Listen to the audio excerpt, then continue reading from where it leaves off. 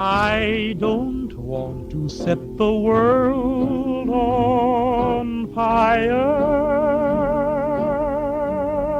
The world of Fallout is bleak. Danger is around every corner. Little hope is out there for those who are willing to risk life and limb for the smallest of scraps.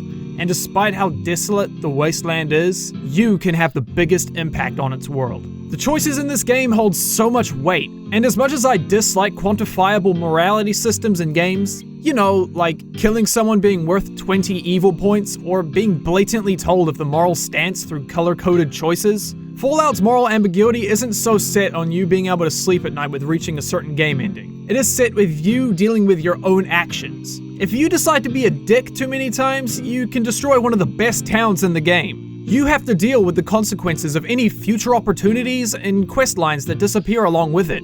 A little evil face in the corner doesn't make me feel bad. It's the struggle to make those choices and fear of what the ramifications could be. You make a choice, and the events surrounding that choice could lead to less or more gameplay. And is that selfish? Well, these 3D models and lines of code won't make me feel remorse or conflicted.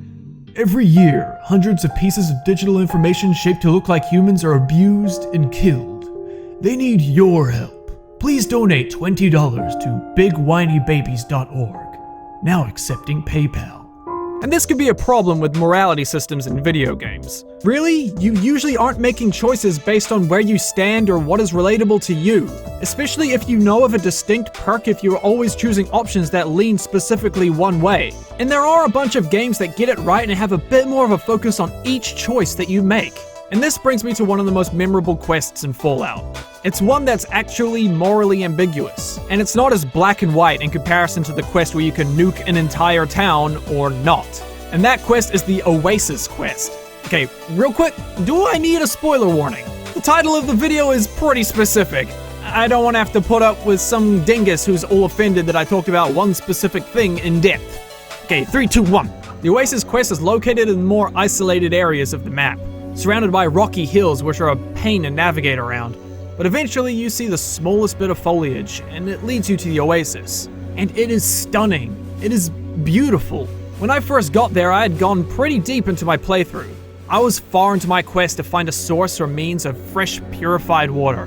My surroundings had consisted of a dark gray palette, everything burnt, covered in ash, mud, and blood, with rust creeping along of what remains of this decayed dystopia. And for me, this was my first light of color. And it instantly springs questions into my mind. How did this happen? And what's with these gun-wielding hippies? Speaking of which, while their society speaks in a much more refined and polite manner, the people of the Wastes are hostile and cynical.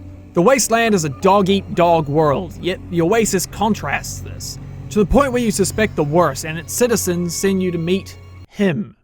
Him being Harold, part man, part tree, in a reference to Fallout 2.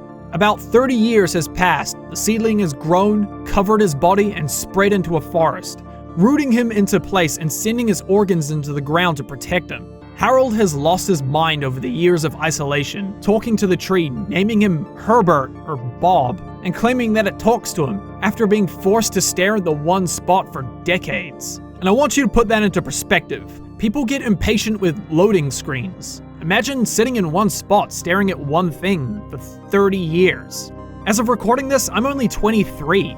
That's my entire life and plus some. And understandably, Harold says he can't handle his life anymore and asks you that you kill him. It's understandable, but tragic all the same. The cultists worship him and try to find interpretations around his words to suit their needs. Harold isn't seen as a suffering human being to them and refuse to put him out of his misery.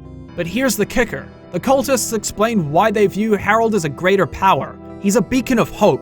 Trees bloom and water is somewhat fresher. The wasteland is starting to repair itself with Harold as the source. Without him, everything is at risk of dying once again.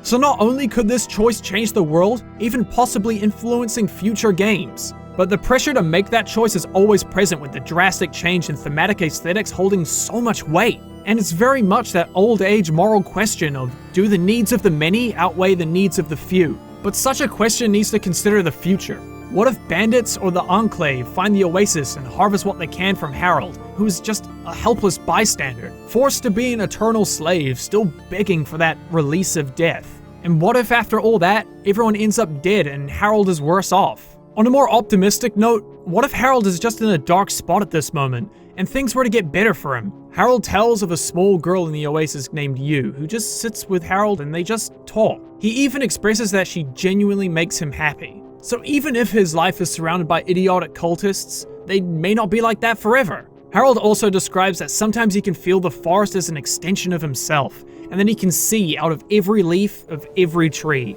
Based on his language, he doesn't exactly understand this power, or that he's just recently discovered it.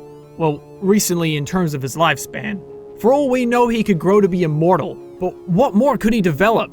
If the awful part of his life is only temporary, he could miss out on some real unique chances of happiness. There are so many implications behind this situation, and it's powerful no matter where you stand. You could relate to either scenario, being depressed or hopeful, living for others, preparing a future for yourself, or that feeling of being trapped in a future you don't want. So with all of this into consideration, you are presented with 5 choices.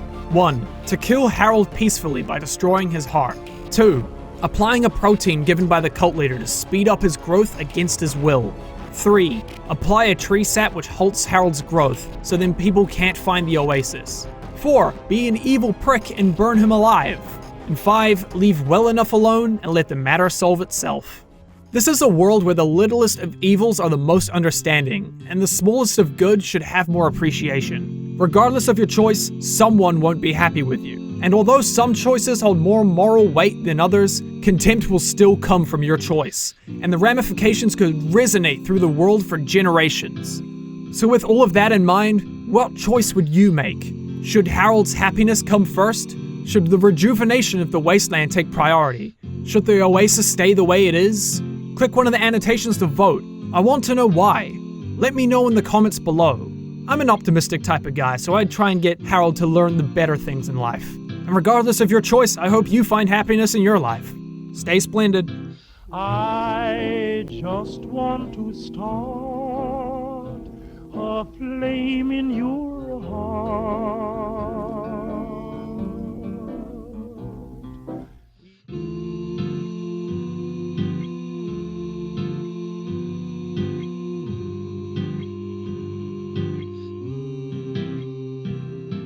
On a more optimistic... Choco. Yeah, I know. You're a loud little girl. I gotta do my voiceover. No, burps. Yeah. Yeah. Do you want to do voiceover? You want to talk into the microphone? How are you? How are you, Choco? Yeah?